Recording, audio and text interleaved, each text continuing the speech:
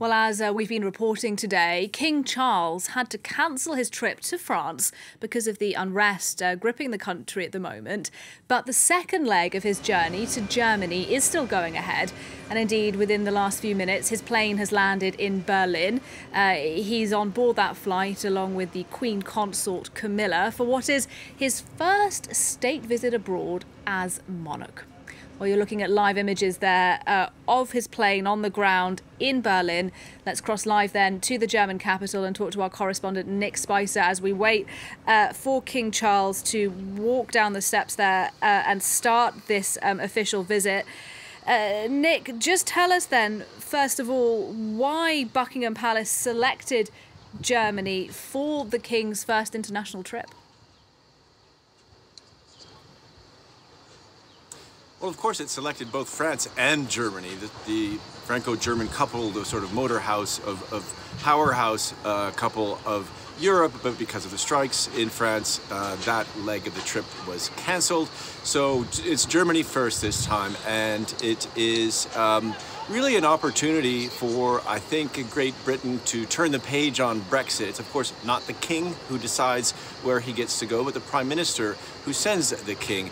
And I think the point here is really to show that it's time to have a new era of more friendly relations after the fractious Brexit negotiations under Boris Johnson. Indeed, the German President, Frank-Walter Steinmeier, said it was time to put an end to the turbulent period of relations between the two countries. So really an opportunity to let Britain sort of enter the fold of the European Union once again.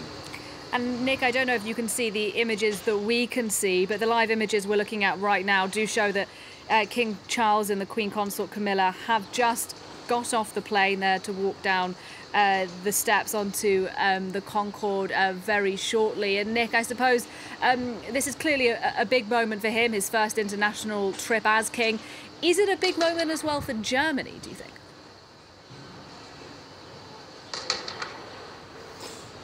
I think it's an opportunity for Germany. I'm watching the 21-gun salute down on the screen. I'm watching the same pictures that you're seeing. That gives you an indication of how seriously the Germans are taking it. It's not just protocol. I think it's an opportunity for Germany to show itself as a diplomatic leader of sorts, a role that it has grown into partly because of, well, largely because of the Russia's invasion of Ukraine, where it was called upon to change its foreign policy, to have an actual military. Maybe this sort of enters into part of that. Germany has traditionally been very wary of taking the lead diplomatically within Europe, preferring to sort of work in concert with partners. Of course, France sort of fell to the wayside on this one, but I think it will be an interesting trip, 3-day trip. It will begin with the Prince driving in his Rolls-Royce, which should show up on the screen, or maybe has done already, to the Brandenburg Gate, where a monarch from the United Kingdom has never actually gone, where he will meet Frank-Walter Steinmeier, who will be accompanying him for 3 days. Tonight they'll have a dinner of 130 people. They'll be talking about renewable energy. They'll have people from a cross-section of society. And then he will be addressing the Bundestag. King Charles will, partly in German, which will be very interesting to see what kind of message he's able to provide to people.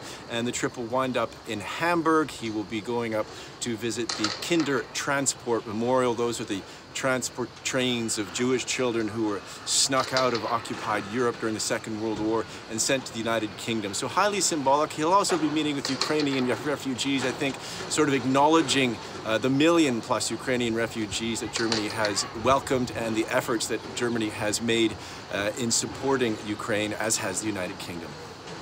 Nick Spicer, live in Berlin. Thank you very much indeed. And perhaps we should just remind our viewers what we're looking at. This is King Charles's first international trip since he became the British monarch. He's there with Camilla, the Queen Consort. As Nick Spicer was saying there, this is perhaps a moment of reset after Britain left the European Union, trying to repair some of those ties with Germany, a powerhouse, obviously, on the continent.